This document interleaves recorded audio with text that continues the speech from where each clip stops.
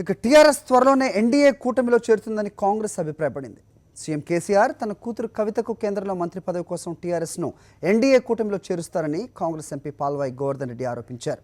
ఇదే అంశాన్ని the Sunday Guardian అనే పత్రిక 4 రోజుల క్రితమే ఒక కథనాన్ని ప్రచురించిందని అన్నారు. కేంద్ర మంత్రి వెంకయ్యనాయుడుతో కేసీఆర్ ఇటీవల 3 గంటల పాటు మంత్రాలు జరిపారని పాల్వాయి వెల్లడించారు. ఇటీవల నిజామాబాద్లో ఫుడ్ పార్క్ శంకుస్థాపన కార్యక్రమంలో కేంద్ర మంత్రులతో కలిసి పాల్గొన్న కవిత కూడా వారితో మంత్రి పదవి కోసం మంత్రాలు జరిపారని కాంగ్రెస్ నేత కమలాకర్ రావు తెలిపారు. CM is trying to join NDA.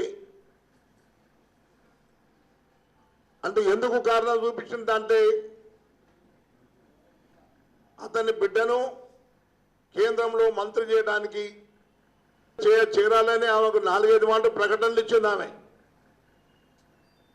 NDA వాళ్ళు నన్ను మంత్రి తీసుకుంటా అంటే నేను చేరుతాను. లేబర్ మినిస్టర్గా ఉన్నప్పుడు ఒక్కరోజు కూడా లేబర్ గురించి ఆయన పనిచేసింది లేదు. పెద్ద పెద్ద పారిశ్రామికవేత్తలకు లాభం జరిగే విధంగా ఆయన ఆర్డర్స్ పాస్ చేసిండు. దానివల్ల కోట్ల రూపాయలు ఆయన జేబులో పడ్డాయి. ఆయన మీద సిబిఐ ఎంక్వైరీ జరుగుతూ ఉంది. అది very serious charges against him. 100% Hyderabad municipal corporation ఎన్నికలు కాగానే వెంటనే ఆయన ఎన్డీఏలో చేరటం ఖాయము. ఆయన బిడ్డను మంత్రి చేయడం ఖాయము.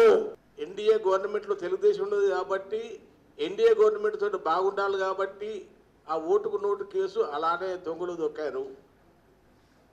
రెండవది, ఈ మధ్య ఈయన లేబర్ మినిస్టర్గా ఉన్నప్పుడు జరిగిన యొక్క అవకతవకల గురించి ప్రత్యేకించి ఆరోపణల గురించి సిబిఐ ఎంక్వైరీ జరిగి ఆధారాలతోటి వాళ్ళు వచ్చి ముఖ్యమంత్రి గారిని ఇక్కడ ప్రశ్నించారన్నది కూడా మనకు తెలిసిన విషయమే.